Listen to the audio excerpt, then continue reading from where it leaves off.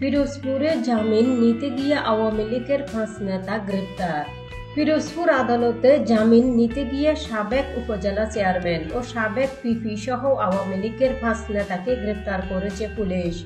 এই সময় আদালত চত্বরে বিএনপির নেতাকর্মীরা বিক্ষোভ করেন।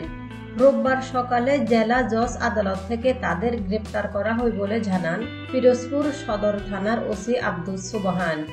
গ্রেপ্তারকৃতরা হলেন ইন্দুরকানী উপজেলা পরিষদের সাবেক চেয়ারম্যান ও সাবেক জিপি এম মতিউর রহমান, জেলা আওয়ামী লীগের সহসভাপতি ও সাবেক পিপি খান মোহাম্মদ আলাউদ্দিন, সাবেক জিপি শহীদুল হক খান পান্না, জেলা আওয়ামী লীগের সাংগঠনিক সম্পাদক শেখ ফিরোজ এবং ফিরোজের ছোট ভাই জেলা ছাত্রলীগের সাবেক সভাপতি ও যুবলীগ নেতা ইরতেজা হাসান রাজু।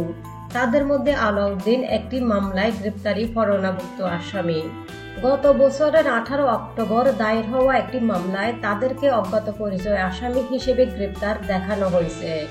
ওসি আব্দুস সুবহান বলেন, গত বছরের 5 আগস্ট শেখ হাসিনা সরকারের পতনের পর আওয়ামী লীগ নেতাকর্মীদের বিরুদ্ধে বিভিন্ন থানায় মামলা হয়। সেই মামলায় ওই 5 জন উচ্চ আদালত থেকে জামিন নিয়েছিলেন। রোববার সকালে পিরোজপুর জেলা জজ আদালতে হাজির হয়ে তারা জামিন আবেদন করেন। তবে উচ্চ আদালত থেকে পাওয়া জামিনের মেয়াদ শেষ না হওয়ায় বিচারক জামিন শুনানির জন্য পরবর্তী দিন ধার্য করেন। এই সময় আদালতে তাদের উপস্থিতি টের পেয়ে বিএনপির নেতাকর্মীরা ভিড় করতে থাকেন।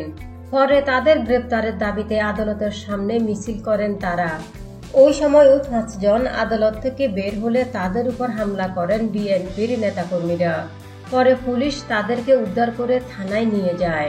পিরোজপুর জেলা পুলিশ সুপার খান মোহাম্মদ আবু নাসের বলেন, গ্রেপ্তারদের মধ্যে আওয়ামী লীগ নেতা আলাউদ্দিন একটি মামলায় গ্রেপ্তারি পরোয়ানাভুক্ত আসামি। বাকি 4 জনকে অন্য একটি নাশকতার মামলায় গ্রেপ্তার করা হয়েছে। গ্রেপ্তারদের প্রাথমিক জিজ্ঞাসাবাদ শেষে আদালতে পাঠানো হবে বলে জানান তিনি।